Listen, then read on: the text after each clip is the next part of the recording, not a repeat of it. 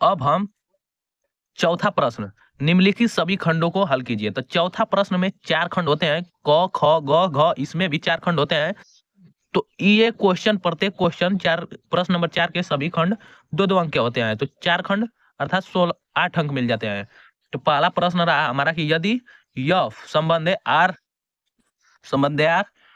जहां F x बराबर sine x और जी आर टू आर जहां जी एक्स बराबर एक्स स्क्वायर, तो एफ एक्स तथा जी एक्स का परिसर ज्ञात कीजिए।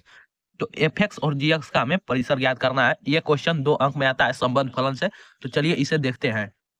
तो हमारा प्रश्न रहा, प्रश्न नंबर चौथा का क, कि यदि एफ एक्स बराबर साइन एक्स और जी एक्स बराबर हमारा एक्स स्क्वायर, तो एफ एक्स और जी एक्स का परिसर ज्ञात करना है।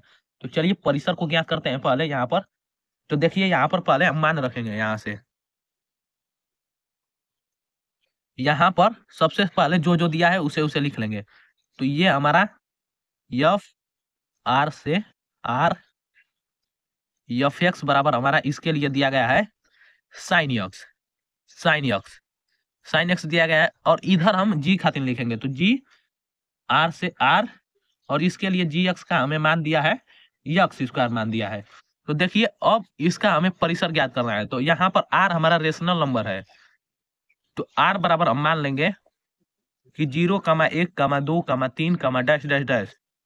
इधर भी आर बराबर मान लेंगे 0,1,2,3, डैश डैश डैश। तो देखिए अब इसमें 0 मान रखेंगे, इसमें भी 0 मान रखेंगे, 1 मान रखेंगे और इसमें भी 1 मान रखेंगे। तो क्या हमें मिलता है, तो यदि हम इसमें 0 रखेंगे तो एफ 0 का मान निकालेंगे तो हमारा साइन 0 अंश, तो साइन 0 अंश का मान हमारा 0 होता है। तो एफ 0 के लिए इसका परिसर 0 हो जाएगा। और इसमें यदि हम 0 रखते हैं जी 0, तो हमारा 0 का स्क्वायर हो जाएगा, 0 का स्क्वायर। तो ये इसका भी मान हमारा जी 0 का मान आ गया 0। तो इससे तो दोनों का परिसर यहाँ पर 0 दिखाई दे रहा है। अब देखिए यहाँ पर 1 धरते हैं, तो जी एक्स में यदि हम 1 रखेंगे तो 1 का स्क्वायर हो जाएगा। तो जी 1 का मान हमारा आ जाएगा 1 आ जाएगा। अब 2 रखेंगे यहाँ पर, तो जी 2, तो 2 का स्क्वायर हमारा हो जाएगा, तो जी 2 का मान हमारा आ जाएगा 4 आ गया। तो इस प्रकार रख रख कर इसका परिसर ज्ञात किया जाता है। अब देखिए एफ एक्स बराबर साइन एक्स के लिए देखते हैं, तो ये 0 रखें तो 0 आया। तो इसमें यदि 1 रख देंगे तो हमें साइन 1 अंश का मान नहीं पता चल पाएगा। तो यहाँ पर देखेंगे कि साइन 45 अंश का मान, साइन 60 अंश का मान और साइन 90 अंश का मान, तो अधिकतम मान देखेंगे। तो यहाँ पर एफ एक्स बराबर यदि हम 90 रख रहे हैं तो साइन 90, साइन π/2 मान रख दिए, साइन 90 का मान हमारा 1 आया, 1। अब यदि देखिए आर है हमारा, तो ये प्लस में भी हो सकता है और माइनस में भी, रेशनल नंबर है। तो -1 यदि रखेंगे, -1 यहाँ पर -π/2 रखेंगे तो हमारा इसका मान -1 आएगा। यदि हम -π/2 रखें यहाँ पर, साइन साइन 180 का मान तो हमारा 0 होगा, लेकिन -π/2 यहाँ पर रखें तो इसका मान हमारा 1 आएगा, -1 आएगा। साइन इतना का या 270 अंश का मान हमारा -1 होगा।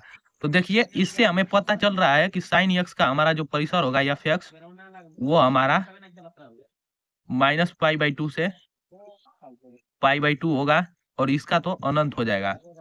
जी एक्स का हो जाएगा 0 से 1, 2, 3 डैश डैश हो जाएगा। तो यह प्रश्न ऐसे ही लगेगा।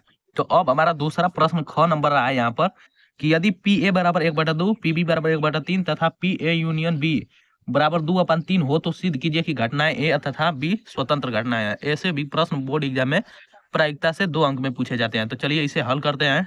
तो चलिए यह प्रश्न हमारा ख रहा कि यदि पी ए बराबर 1/2, पी बी बराबर 1/3 तथा पी ए यूनियन बी बराबर 2/3 हो, तो सिद्ध कीजिए कि घटनाएं ए और बी स्वतंत्र घटनाएं हैं। तो इसे हल करेंगे।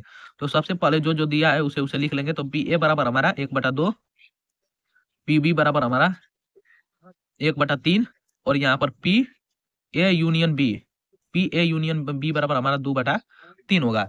तो हम जानते हैं कि स्वतंत्र घटना के लिए, यहाँ पर स्वतंत्र घटना के लिए जो होता है हमारा, क्या होता है कि पी ए इंटरसेक्शन बी का मान होता है वो P A into P B के बराबर होता है, P A into P B के बराबर होता है। तो यदि हम इतना सिद्ध कर दिए तो हमारा स्वतंत्र घटना हो जाएगा। तो चलिए इसे सिद्ध करते हैं। तो देखिए पी ए यूनियन बी, तो पी ए यूनियन बी बराबर हमारा एक फार्मूला होता है,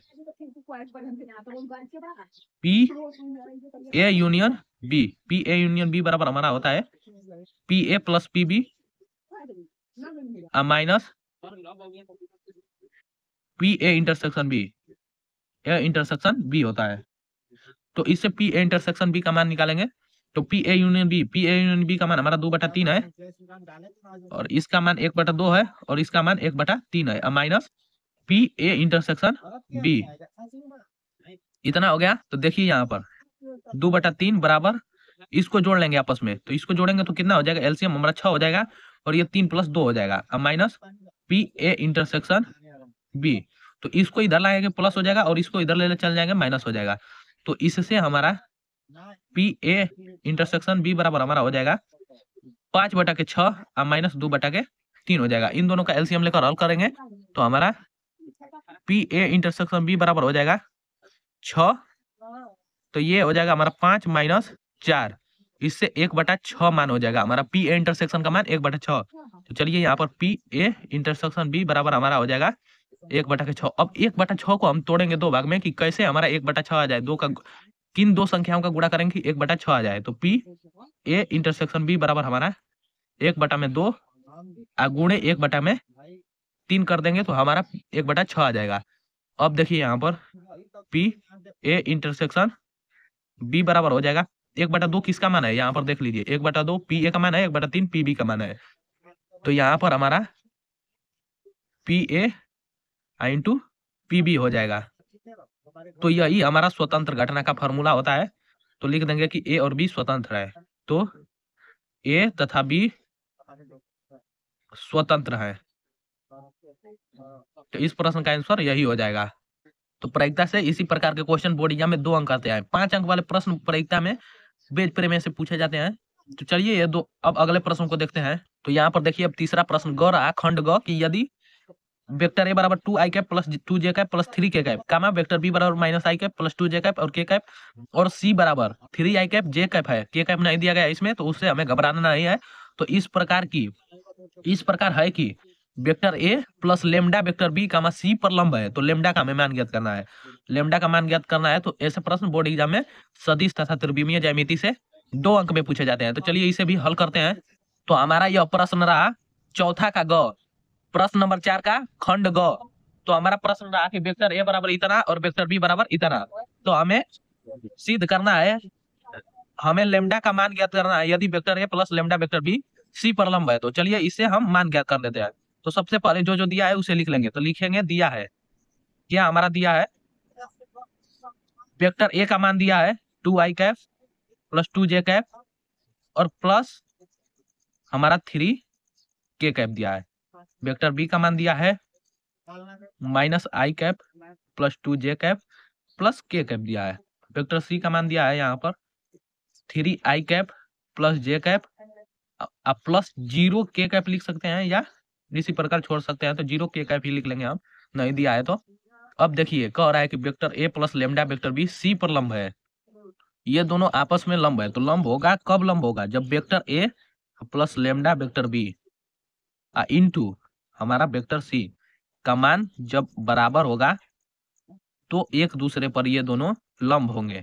तो चलिए पहले इतना का मान निकाल देते हैं और वेक्टर सी का गुणा कर देंगे हमारा, अब बराबर में 0 कर देंगे, इससे हमें लेमडा का मान पता चल जाएगा। तो यहाँ पर चलिए निकाल लेते हैं वेक्टर ए प्लस लेमडा वेक्टर बी। तो इससे यदि हम मान निकालेंगे इसका, तो वेक्टर ए का मान रखेंगे, तो वेक्टर ए का मान 2i cap plus 2j cap plus 3k cap है, और प्लस लेमडा है यहाँ पर देखिए लेमडा इंटू वेक्टर बी का मान रखेंगे, तो वेक्टर बी का मान हमारा minus i cap plus 2j cap plus k cap है।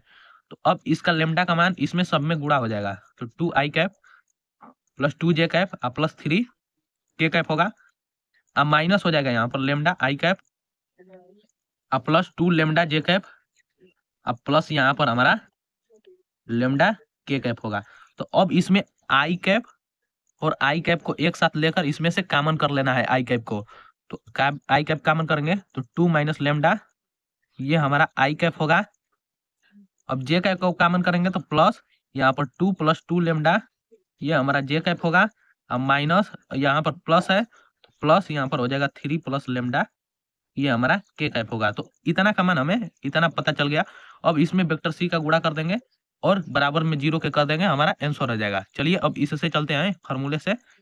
तो लिखेंगे वेक्टर ए plus lambda vector B into vector C बराबर 0।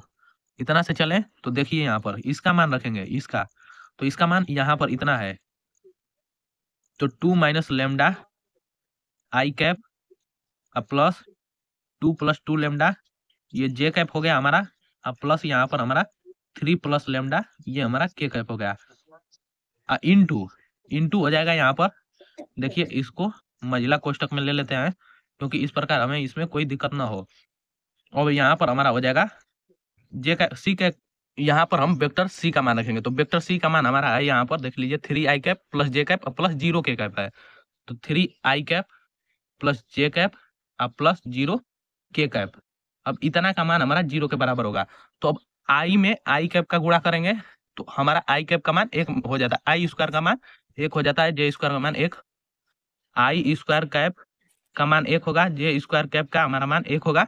तो ये हमारा 2 - लेमडा में 3 का गुणा हो जाएगा, तो यहाँ पर 2 - लेमडा इंटू 3 हो जाएगा। अब प्लस यहाँ पर जे कैप में गुणा होगा तो 2 + लेमडा 2 लेमडा में यहाँ पर जे कैप तो 1 है, अब प्लस इसमें गुणा हो जाएगा 0 का, तो प्लस यहाँ पर 3 + लेमडा इंटू 0 हो जाएगा बराबर 0। तो ये तो इसका मान तो खत्म हो जाएगा। तो 3 में इसका गुणा करेंगे 6 - 3 लेमडा प्लस यहाँ पर 2 + 2 लेमडा प्लस 0 बराबर 0 हो जाएगा। तो यहाँ पर जोड़ लेंगे तो देखिए -3 लेमडा है, ये +2 लेमडा है, तो घट जाएगा एक और ये हमारा जुड़ जाएगा। तो 8 माइनस लेमडा बराबर 0। तो इस प्रकार हमें लेमडा का मान 8 मिल गया, लेमडा का मान 8। तो इस प्रकार के क्वेश्चन यही हो जाएगा हमारा आंसर। तो इस प्रकार के क्वेश्चन सदिश तथा त्रिविमीय ज्यामिति में 2 अंक में पूछे जाते हैं। हमारा देखिए यहाँ पर अब चौथा का ये अंतिम खंड घ है, अवकल समीकरण से यह क्वेश्चन 2 अंक में पूछा गया है। तो x - y dy - x + y dx बराबर 0 को हल कीजिए। अवकल समीकरण का यह क्वेश्चन 2 अंक में पूछा गया है। तो देखिए ये हमारा प्रश्न रहा घ नंबर कि अवकल समीकरण इतना को हल कीजिए। तो ये हमारा अवकल समीकरण से क्वेश्चन 2 अंक में है। तो ये बहुत आसान क्वेश्चन है, अवकल समीकरण में थोड़ा सा आपको इसमें दिमाग लगाना है। तो ये अवकल समीकरण का प्रश्न उम्मीद करता हूं कि आप इसे आसानी से लगा लेंगे, जो कि 2 अंक में पूछा गया है।